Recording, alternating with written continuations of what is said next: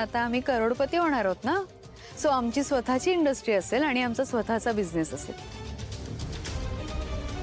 आणि त्या बिझनेसची मी अहिल्या असेल, मिसेस दामिनी देवी मोहन किर्लोस्कर. बापरे, गप्पा बस.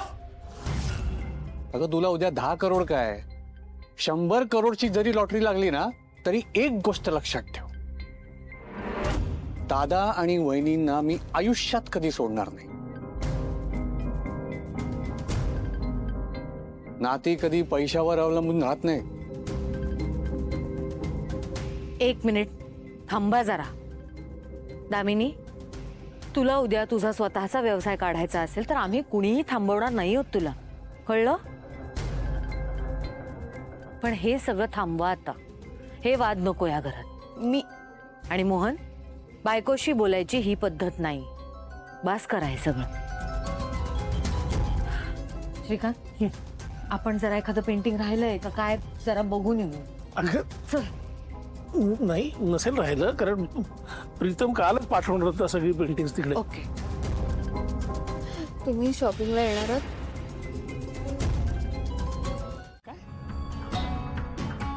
काय कुठे? अहो दादा, मी कालपासून या रूम मध्ये आलोच नाहीये, मला काहीच नाही माहित. काय?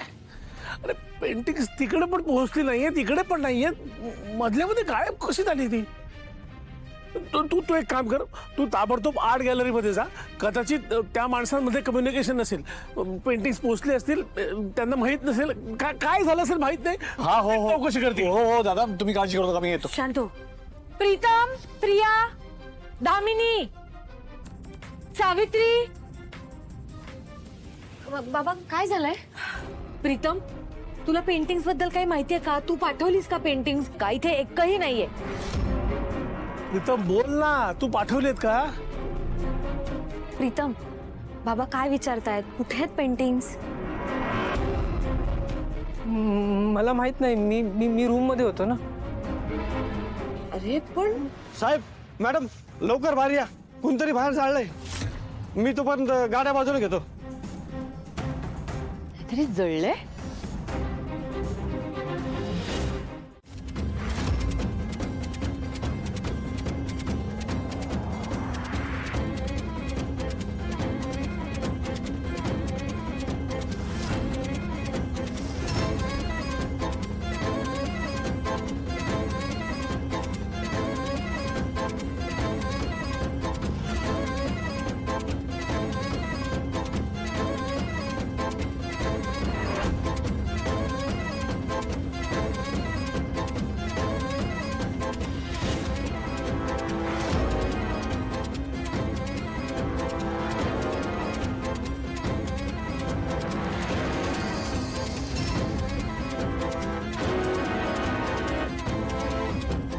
प्रीतम, त्याला आत घेऊन जा.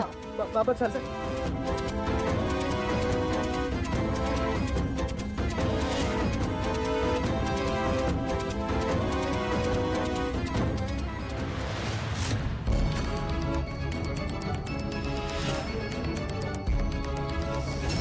मला गोडधोड खावंसं कसं बरं वाटू शकतं? ए काय? कसली घटना? काय घडलंय? हा, ते फडतूस पेंटिंग जळते ना? किती मोठा भाऊ करताय त्याचा. घरावर सुतक आलाय का? आणि ऐक, त्याच्याही पेक्षा काहीतरी मोठी गोष्ट घडणार आहे या घरात, माझ्या आयुष्यात. मी आज करोडपती होणार आहे. किती आनंदाचा क्षण आहे, कळतंय ना तुला? चल पटकन शिरा बनव, छान तुपातला बनव. चल. तसं नाही, श्रीकांत सरांची अवस्था बघवत नाही. दामिनी मॅडम, मला माफ करा, काही गोडाधोडाचं बनवायला सांगू नका प्लीज. ऐक ना सावित्री, मी तुला ऑर्डर करते, रिक्वेस्ट करत नाहीये. हा, मला शिरा खायचे आणि मला शिरा खाऊन लॉटरीचे पैसे आणायला जायचे, कळलं? बनव. बनवायला काही हरकत नाही, तुम्ही समजून घ्या फक्त. तू कुणाशी बोलतेस कळतंय तुला? मी मालकीण आहे तुझी. हा, तू ना, मी सांगते तेवढंच करायचं. जर तू आत्ता शिरा नाही बनवलंस ना तर तुला आत्ता या नोकरीवरून काढून टाके ना मी. मग बस घरात तुझ्या शिरा बनवत. बनव. बनवायचं सावित्री तुला कळत नाहीये का ग? मी काय बोलतेय, मला गोड खायचंय. त्या अहिल्या वहिनींमुळे माच चढलाय ना तुम्हा सगळ्यांना, डोक्यावर चढवून ठेवलंय ना तुम्हाला, म्हणून माच करताय तुम्ही. पण आता नाही.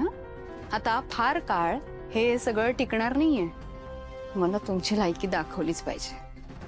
आता मी करोडपती झाली ना, मी सुद्धा अहिल्या किर्लोस्करांपेक्षा एक मोठं घर घेणार आहे, कळलं? ते तुझ्यासारखे 56 सर्वंट्स कामाला ठेवणार आहे, पण तुला उभं सुद्धा करून घेणार नाहीये तिथे. एक मिनिट.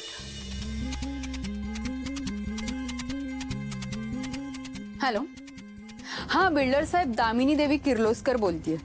ऐका ना, अहिल्या देवी किर्लोस्करांपेक्षा मोठं घर हवंय मला. हा, तुम्ही एक काम करा ना, एक 3 BHK फ्लॅट. नाही, फ्लॅट नकोय, रो बंगलो हवाय. हो, नाही त्यांच्यापेक्षा मोठा हवाय. एक मिनिट, तुम्ही ना 7 BHK करा. हा, आणि सगळ्यात महत्वाचं, मला पर्सनल स्विमिंग पूल हवाय घराच्या समोर.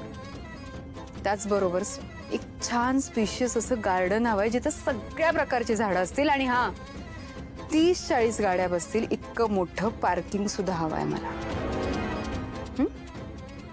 येस, तुम्ही पैशांची अजिबात काळजी करू नका. येस, मी तुम्हाला चेक पाठवेन. ओके.